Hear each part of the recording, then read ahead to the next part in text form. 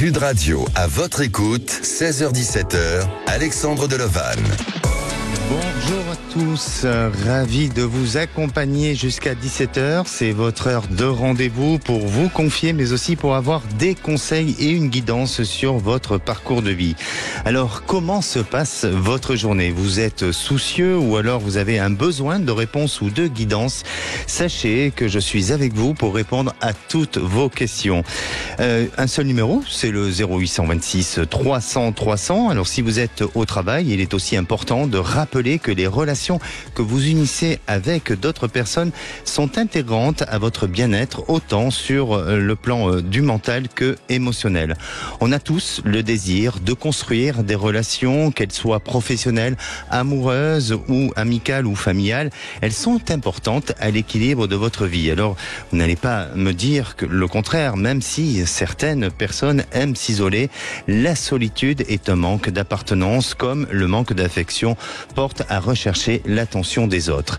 Que ce soit dans un groupe, dans une entreprise, dans la famille ou dans sa vie sentimentale, l'appartenance est vitale pour votre équilibre.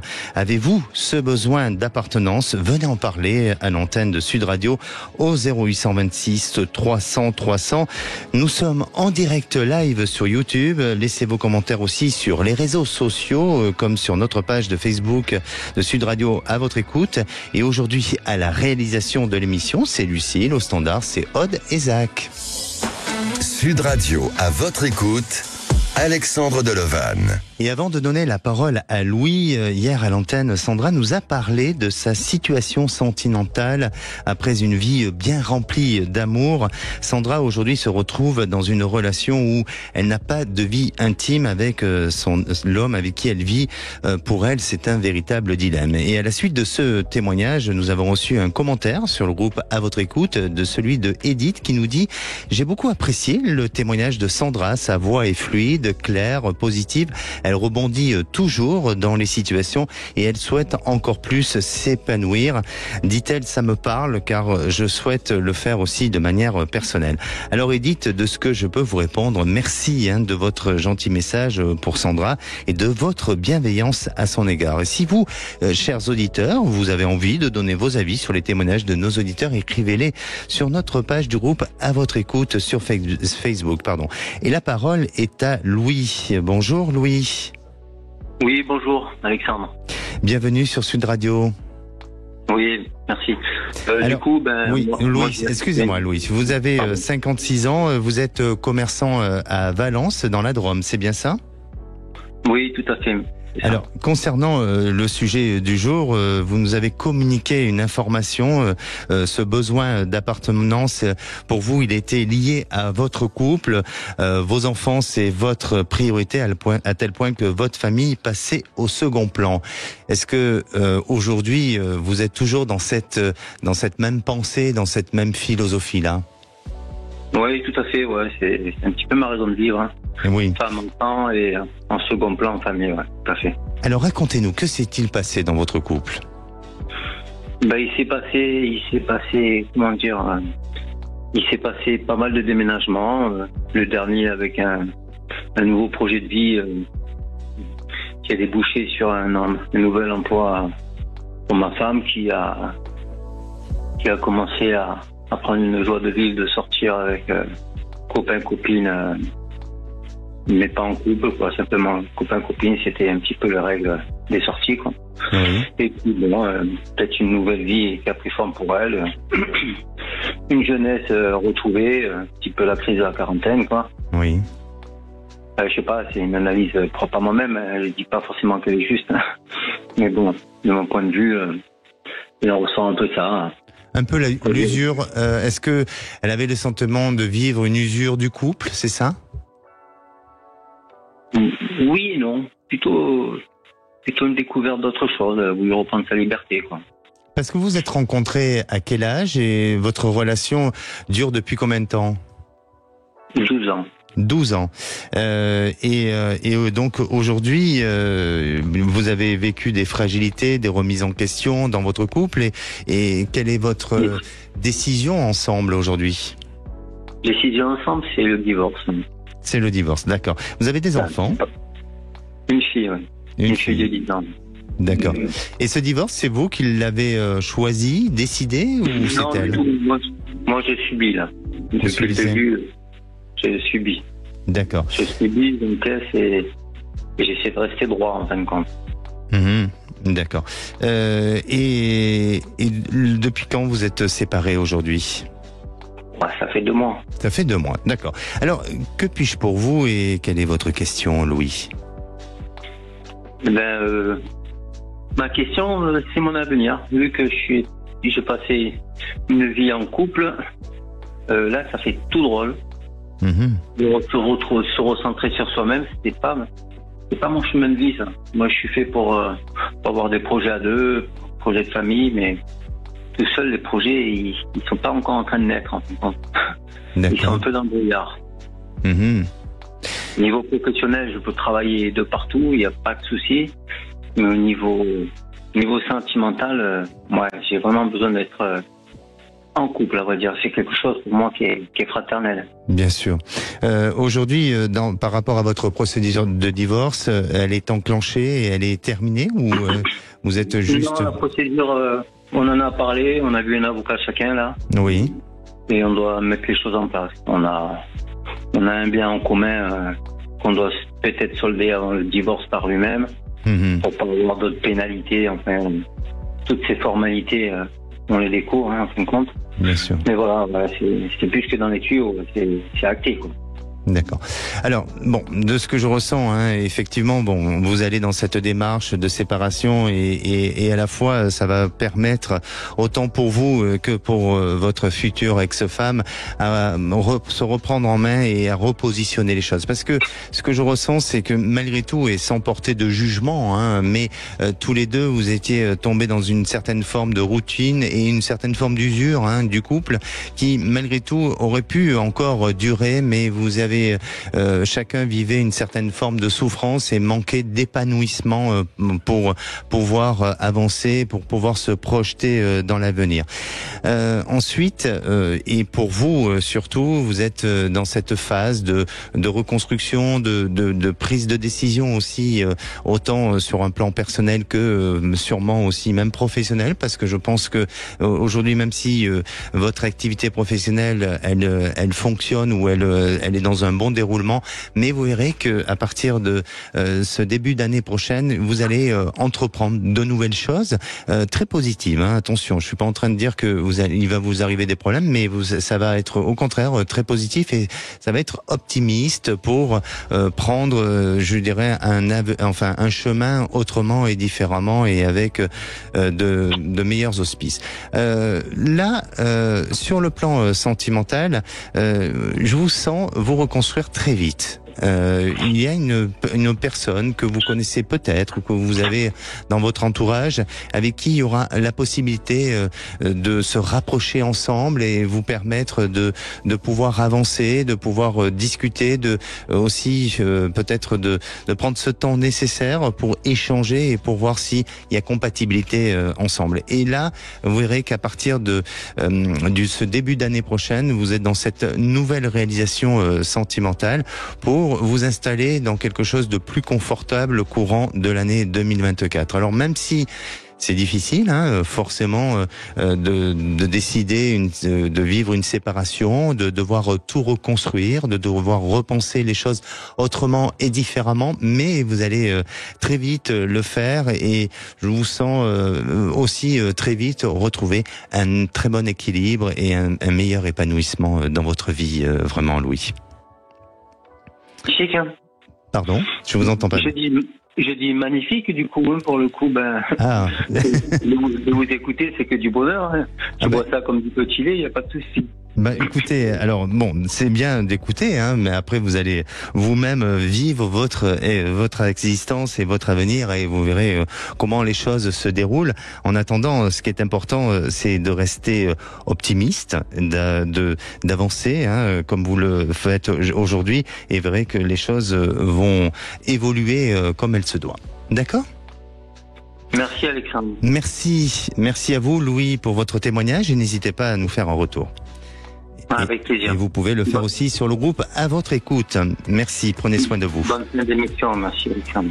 Et si vous aussi vous souhaitez témoigner ou si vous avez des questionnements sur votre devenir, on vous attend standard au 0826 300 300. On se retrouve dans quelques minutes avec Pierre qui est en pleine séparation. On en parle dans quelques instants. Restez à l'écoute de Sud Radio. Sud Radio, à votre écoute, 16h-17h, Alexandre Delevanne. Et de retour sur Sud Radio, merci d'être à l'écoute de cette émission. Au programme de l'émission, le sujet est sur l'appartenance. Alors, avez-vous ce besoin permanent d'appartenance, autant dans votre vie professionnelle que affective ou amicale?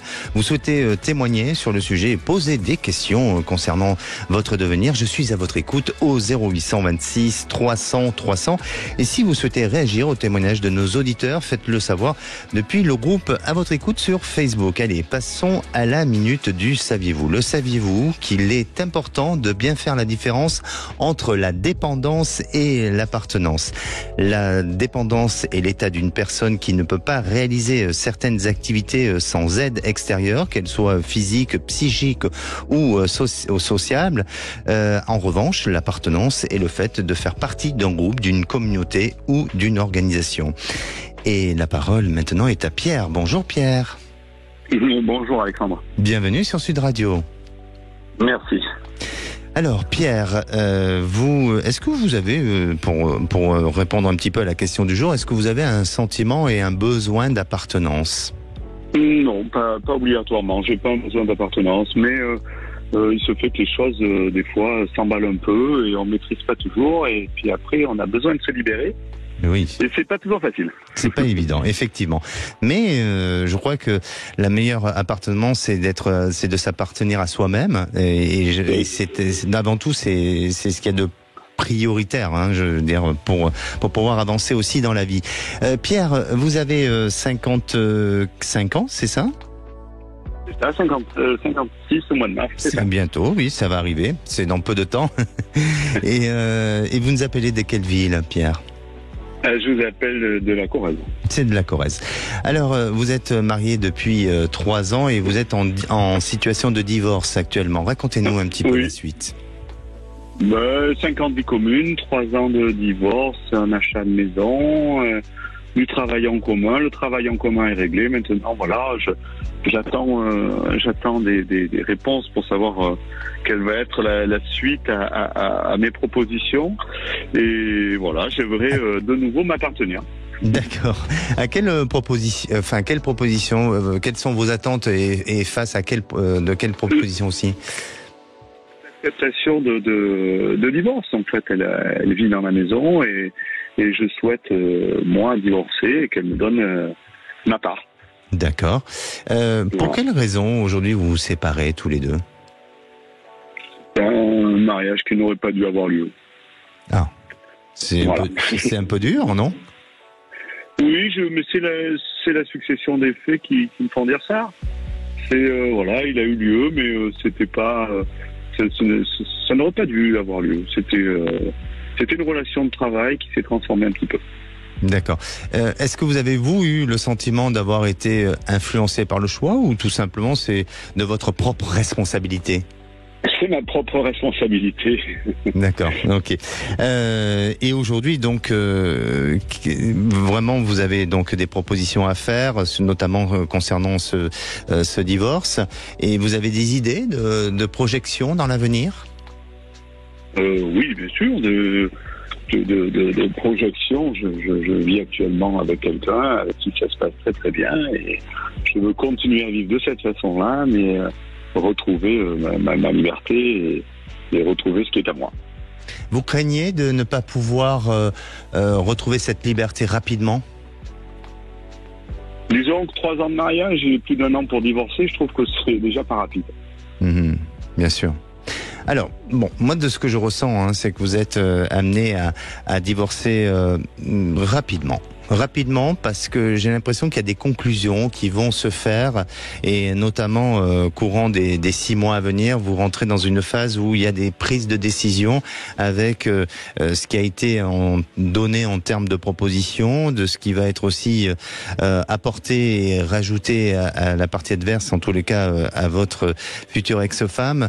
Donc je sens que, si vous voulez, on va trouver un accord. Il y a des prises de décision qui vont se faire. Est-ce qu'il y a 2 endroits ou 2 lieux qui pourraient être concernés? Oui, tout à fait. D'accord. Il y a 2 maisons. Il y a 2 maisons, d'accord. Dans une que je souhaite garder. Dans une, voilà. Et je crois que elle s'y oppose pas totalement. Elle s'y oppose peut-être aujourd'hui parce qu'elle veut une contrepartie sur quelque chose.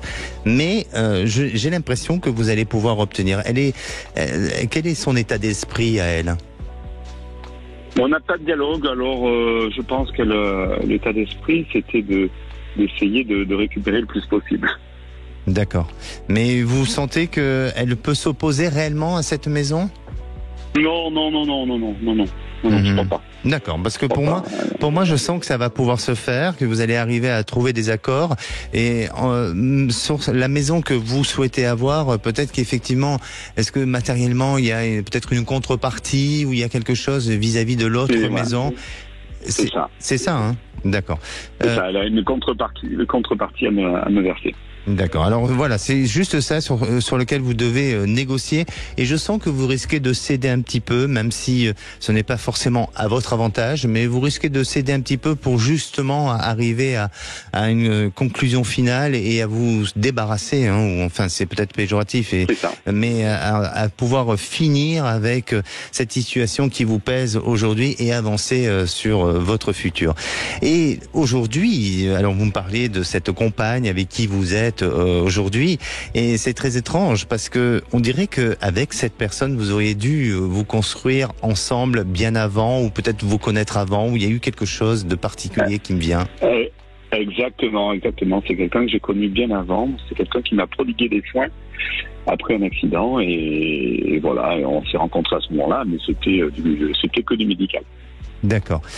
Bon, dans tous les cas, vous êtes amené à poursuivre votre existence ensemble, à avancer, à évoluer. Je sens que les choses vont être très positives sur l'avenir, elles vont être constructives.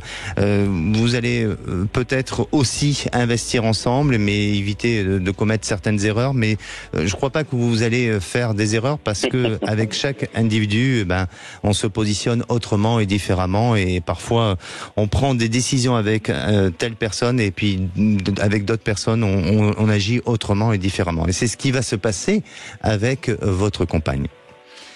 Merci Pierre. Merci Alexandre, merci beaucoup, et vous avez très bien résumé ce qui allait se passer et la personne avec qui je vis. Bon, merci de votre clairvoyance. Merci à vous, n'hésitez pas à nous tenir au courant, et puis si vous souhaitez poster un commentaire sur le groupe À Votre Écoute, n'hésitez pas à le faire aussi. Merci à vous. Prenez soin de vous. Allez, si vous aussi vous posez des questions sur votre devenir, et si vous souhaitez témoigner à l'antenne, c'est le 0826 300 300. Ne bougez pas, on revient dans un instant avec notre prochaine auditrice, Mélanie. Mélanie est en plein divorce à la suite d'un amour ou d'une séparation. On se retrouve dans un instant, et restez à l'écoute de Sud Radio. Sud Radio, à votre écoute, Alexandre Delovan. Sud Radio, à votre écoute, 16h-17h, Alexandre Delovan. Et de retour sur Sud Radio, il est pratiquement 16h30, alors vous pouvez aussi nous suivre en direct live sur YouTube. Soyez nombreux à réagir et à poster vos commentaires sur le groupe de Facebook À Votre Écoute. Et si à présent vous voulez témoigner ou réagir dans l'émission de demain, le sujet sera sur tout ce qui est en lien. Moi j'ai un petit souci, j'ai un petit oubli de sujet, mais je vais revenir vers vous pour vous le dire. Allez, n'hésitez pas à appeler le 0826 300 300, Aude au standard vous attend. Et à présent, je vais vous donner les bienfaits du sentiment d'appartenance. Alors, l'appartenance génère de la confiance et de l'estime en soi en vous aidant à vous définir en tant qu'individu. Être reconnu et accepté dans un groupe, c'est très important pour chacun de vous. Sans les autres, vos émotions ne pourraient pas s'exprimer. Plus qu'un sentiment, l'appartenance est un besoin pour l'être humain car il contribue grandement à votre bien-être et l'amitié peut vous donner un sentiment d'appartenance, de connexion et de soutien afin d'apporter à une personne la dimension sociale dont elle a besoin. Et je reviens sur le sujet de demain. Demain, on parlera de tout ce qui est de l'équilibre et de l'équitabilité. Allez, à présent, j'accueille Mélanie. Bonjour Mélanie. Bonjour Alexandre et merci de me prendre. Merci à vous et bienvenue sur Sud Radio. Alors Mélanie, vous avez 54 ans, vous étiez auparavant dans le secteur de la santé et actuellement vous êtes sans activité professionnelle et vous habitez dans l'Hérault, hein, c'est bien ça ? Oui, oui, c'est ça. D'accord. Vous êtes en recherche d'activité ou non ? Vous êtes sur un projet Alors, je suis sur un projet de reconversion professionnelle, mais j'ai perdu tellement confiance en moi suite à une rupture conventionnelle qui en fait était plutôt un licenciement caché, hein, qu'en fait, là pour l'instant, je suis très passive. Et là, justement, je me dis qu'il faut que je me mette dans une dynamique et que je reprenne confiance en moi. D'accord. Et dans les autres. Et oui, effectivement. Alors, en ce qui concerne justement le sujet du jour sur l'appartenance, vous dites à la fois c'est un besoin, une carence, surtout dans la famille. Alors, racontez-nous un petit peu pourquoi cette carence familiale et pourquoi vous en êtes là aujourd'hui. Eh ben, écoutez, c'est surtout fin 2019 quand j'ai été malheureusement obligée d'arrêter mon travail parce que j'ai eu 2 fractures de fatigue du genou, que je me suis retrouvée vraiment immobilisée. Puis le Covid est arrivé et ensuite il y a 2 ans j'ai perdu mon travail et là mais en fait c'est dès 2019 que j'ai ressenti vraiment l'absence de mon père et de mon frère. Et surtout mon frère. Et je me suis aperçue il y a à peu près 1 an, hein, pas plus, qu'en fait j'étais tellement en demande d'affection que j'étais dérangeante pour eux, hein, ce que je comprends maintenant. Mais en c'est-à-dire, pardonnez-moi, quand vous dites que vous étiez en demande d'affection, ça se manifestait comment et quelle était votre attente vis-à-vis d'eux ? Par exemple, dire à mon père que j'aimerais bien venir le voir. Par exemple, quand j'ai perdu mon travail, une fois que j'avais réglé tous les papiers, lui dire tiens, je viendrais bien un peu chez toi puisqu'il habite à la campagne et ça me ferait du bien, ça me changerait les idées. Qu'il me dise oh non, je crois pas et puis j'ai pas le temps. Voilà, j'ai pas le temps. Et mon frère un petit peu pareil. Quant à mon frère, lui, c'est différent parce qu'en fait, on était très liés avant et puis ça fait 20 ans qu'il est avec une personne qui a des qualités mais qui en fait on ne s'entend pas bien, on ne se comprend pas. Disons que c'est quelqu'un qui est vraiment différente. Moi je suis plutôt très cool et puis elle est plutôt très carrée et moi c'est pas mon cas, donc en fait il y a des torts des 2 côtés et voilà. Puis surtout c'est ça, c'est toujours j'ai pas le temps, je suis occupée mais je comprends certaines choses aussi maintenant. Je comprends mieux. Oui, mais est-ce que justement par rapport à ce que vous évoquez, est-ce que ça serait pas lié plus à un problème de dépendance affective ? Ah mais si, je me suis aperçue de ça et je fais de mon mieux pour travailler sur moi, sur ça avec une psychiatre en thérapie de groupe, avec une sophrologue mais disons que c'est pas pour les accabler, mais en fait c'est vrai que tous les 2 sont très pris. Effectivement, dans leur vie, même si tous les 2 sont à la retraite. Mon papa a 88 ans et est très actif, des randonnées, enfin plein de choses. Mon frère à la retraite, en fait, il achète des logements, il les retape et tout. Donc c'est vrai qu'ils sont occupés. Ça c'est vrai. Et comment dire, Mais je sais pas comment vous sentez... Oui, j'entends. Non, vous inquiétez pas, vous expliquez très bien. Je suis impressionnée. Non, il faut surtout pas. Mais ce que je veux dire, c'est que dans votre famille, vous vous sentez reconnu en tant que tel. Non. Non ? Ah. Non, j'ai ma maman, mais alors après c'est vrai que j'ai toujours été hypersensible, et avec ce que vous avez dit là sur l'appartenance qui donne confiance en soi, l'estime de soi, je l'ai eu à une époque dans le travail. Et puis, pardon, je suis émue. Et puis depuis que j'ai plus mon travail. Bien sûr. Ça vous préoccupe beaucoup ce souci d'emploi aujourd'hui? Oui, par contre, j'arrive à me dire que petit à petit, ça va aller mieux. Puis je pense à une reconversion professionnelle, ne plus être dans le secrétariat, être plutôt dans l'aide à la personne. Ou j'ai quelque chose qui me plaît beaucoup, mais là c'est pareil, j'ai pas assez confiance en moi, mais je me dis, tant pis, tu vas essayer. Le seul risque que je prends, c'est de pas y arriver, mais je peux avoir aussi la chance d'y arriver. C'est la médiation animale qui me plaît beaucoup, donc et par les chiens surtout, et donc voilà, c'est pour ça que je travaille sur moi, mais bon, il y a du mieux, ceci dit, c'est dur. Mais justement, Mélanie, le fait que vous souffrez un petit peu de ce problème de dépendance affective et aussi d'appartenance, et d'aller vers une reconversion professionnelle pour vous occuper des personnes, être en accompagnant des personnes ou en aide à la personne, je pense que ça va vous aider. Je pense aussi que ça va vous permettre de vous découvrir et puis de connaître aussi vos capacités et de pouvoir donner, de recevoir et aussi de distribuer, ou en tous les cas de partager de cette manière-là. Donc ça, c'est très bien. J'ai l'impression que ça va peut-être combler un vide et un manque en vous, et justement ce problème de carence. Après,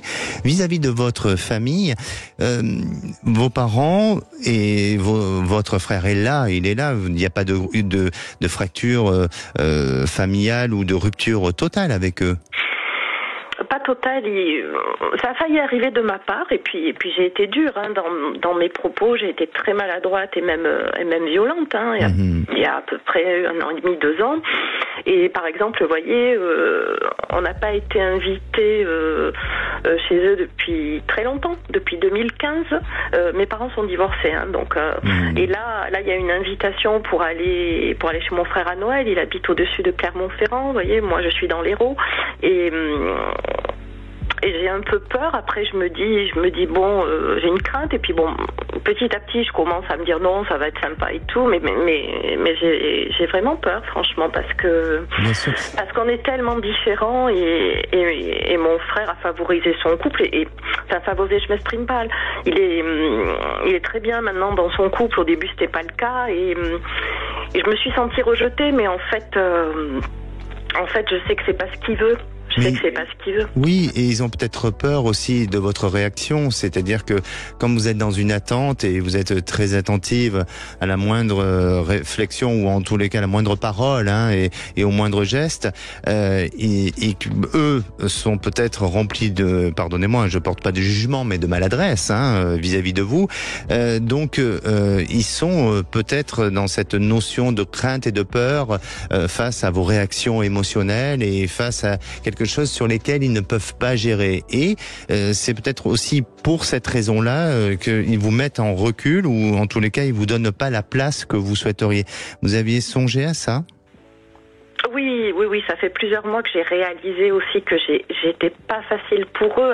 Après voilà, maintenant j'ai plus de boulot, je suis célibataire, j'ai pas d'enfants. Enfin, vous voyez, c'est sûr, c'est pas. Je me sens aussi. Enfin, je sais qu'on est plusieurs dans ce cas, mais je me sens aussi pas comme les autres. Mais voyez, ce qui a été très dur pour moi, c'est de pas avoir d'aide quand mes employeurs ont voulu se séparer de moi. Ça m'a énormément blessée. Puis aussi de jamais avoir été invitée à l'anniversaire de ma nièce, et notamment les 18 ans, les 20 ans. Vous voyez, ça me fait mal. Ça me fait énormément mal. Oui, et de ne pas se sentir reconnu et aussi apprécié de certaines valeurs, de certains moments. Vous avez une hypersensibilité, vous, hein? Ah oui. Et c'est pour ça que je réalise bien aussi que j'ai ma part de responsabilité. Je m'en apercevais pas il y a encore 2 ans, mais là je m'en aperçois. Donc je m'en veux un petit peu aussi. J'essaie de plus m'en vouloir parce que j'avance pas, sinon. Mais bon, c'est vrai que ça a toujours été comme ça. Par exemple, mon père n'a jamais eu le temps. C'est pas par hasard que mes parents sont divorcés. Et quand je suis invitée, franchement, mais bon, j'ai été beaucoup rabaissée aussi, c'est ça. Je m'en apercevais pas avant, vous voyez.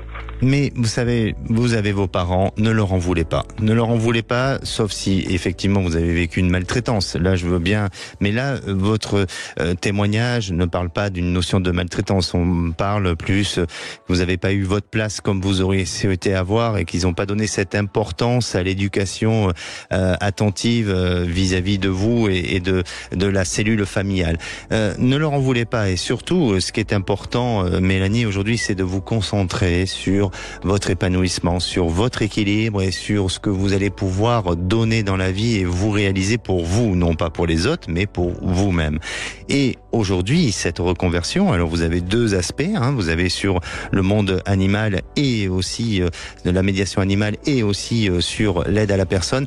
Allez-y, parce que je sens que c'est en phase et c'est en résonance avec ce que vous êtes et ce que vous pouvez apporter et ce que vous pouvez faire de bien pour les autres ou pour le monde de l'entreprise. Donc faites-le dans ce sens-là. Et puis sentimentalement, je crois que même si aujourd'hui vous êtes seul, prenez ce temps nécessaire pour justement faire la bonne rencontre. Et la bonne rencontre, elle se fait pas en se précipitant, en se sentant exclu de toute société. Elle se fait à un moment donné où justement vous êtes en phase avec vous-même, vous aimez, vous êtes en acceptation, en amour avec soi-même pour justement être disponible à donner à l'autre. Et je crois que vous allez progressivement vers ce chemin. Alors ça demande encore un petit peu de temps, mais vous verrez que sous une période de 2 ans, vous allez énormément évoluer, vous allez changer, et je dirais même, peut-être qu'on aura l'occasion à nouveau de se parler, vous allez plus vous reconnaître, tellement que votre personnalité aura changé et vous allez trouver un très bon équilibre, et ce sera fort possible que vous soyez dans une période de 2 ans en couple et dans une belle réalisation sentimentale. Mélanie, prenez soin de vous et n'ayez pas peur de vous. D'accord. D'accord ? D'accord, merci beaucoup. Merci à vous.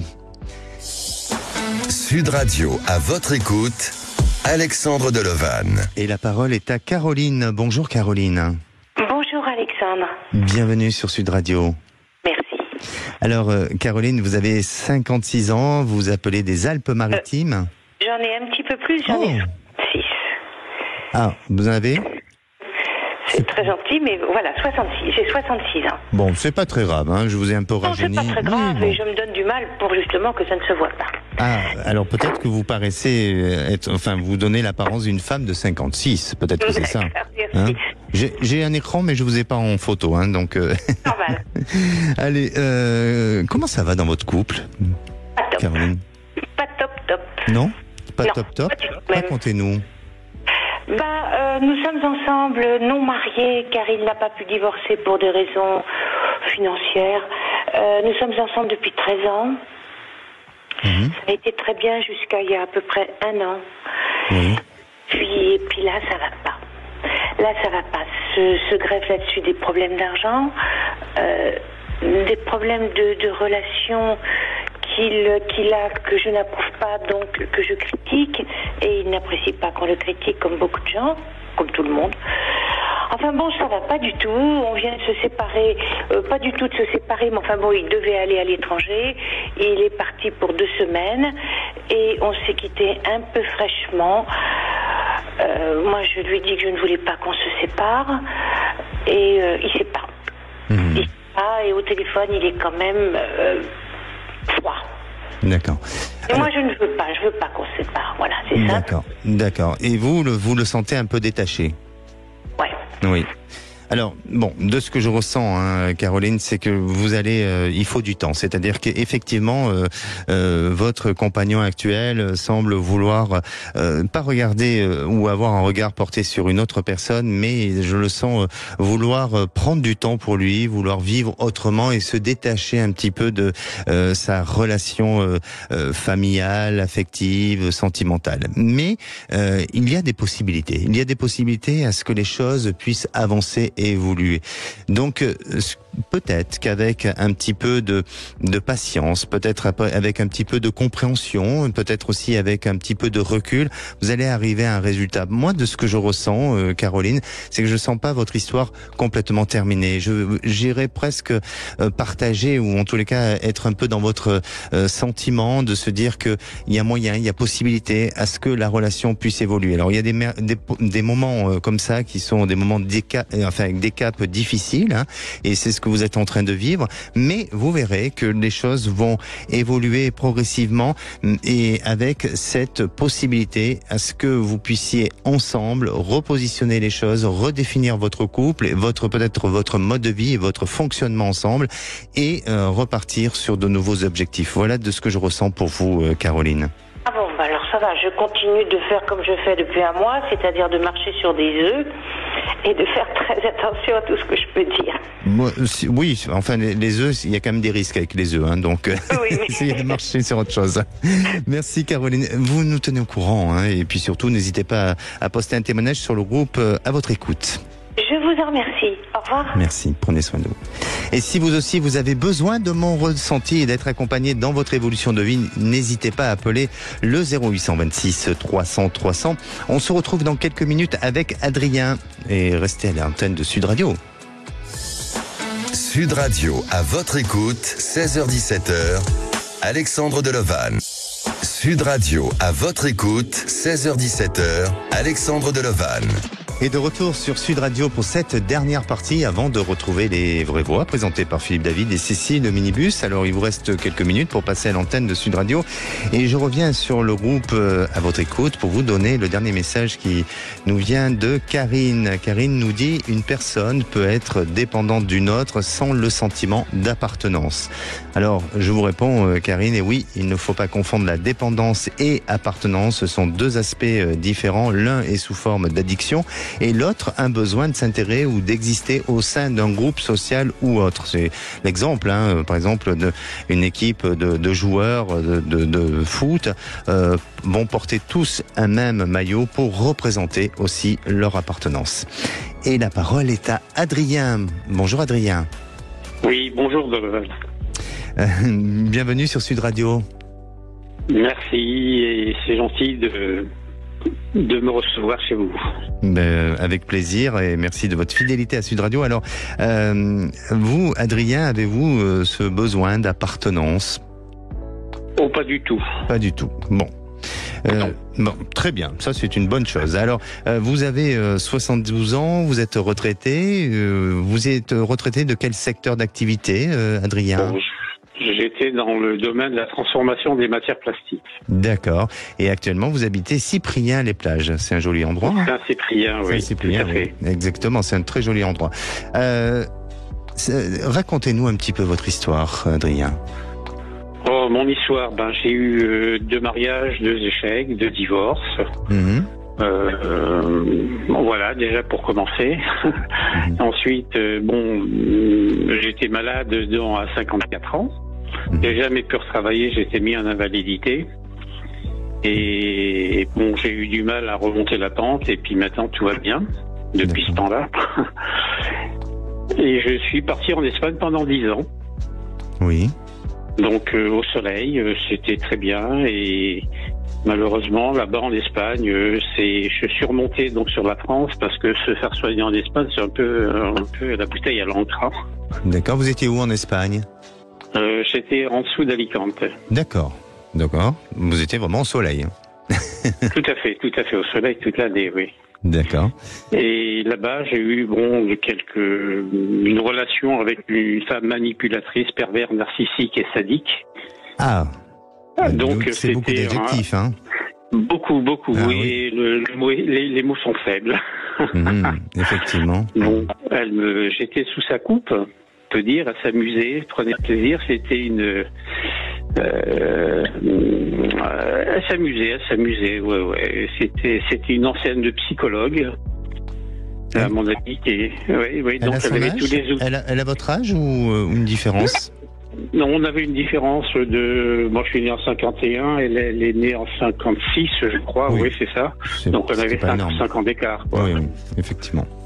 Et aujourd'hui, vous êtes séparé donc de cette femme. Ah oui, bien sûr. Bon, j'ai réussi à faire le deuil de tout ça et puis elle a certainement trouvé un autre cobaye. Donc comme ça, c'est parfait. Donc elle est sortie de ma tête. Combien de temps vous êtes resté avec ? Bon, c'était environ 3 ans, mais ça a toujours été avec des hauts et des bas, avec plus de bas que de hauts, et voilà quoi. Bon, j'ai perdu mon temps. D'accord. Et alors aujourd'hui, quel est votre questionnement ? Ben écoutez, à 72 ans, je me dis j'aimerais bien trouver donc la femme qui me convient. Et oui, il n'y a pas d'âge pour aimer et pour être accompagné. Oui, tout à fait. Oui. Et vous faites des recherches ou est-ce que vous avez vous-même activé peut-être ou eu l'initiative d'entreprendre des choses pour rencontrer aujourd'hui ? Oui. Bon, je suis sur un site. Bon, voilà, ok. J'ai rencontré des personnes. Bon, il y a rien qui accroche. C'est étrange, Adrien, parce que vous m'avez parlé de l'Espagne, de votre expérience, de ce que vous avez vécu.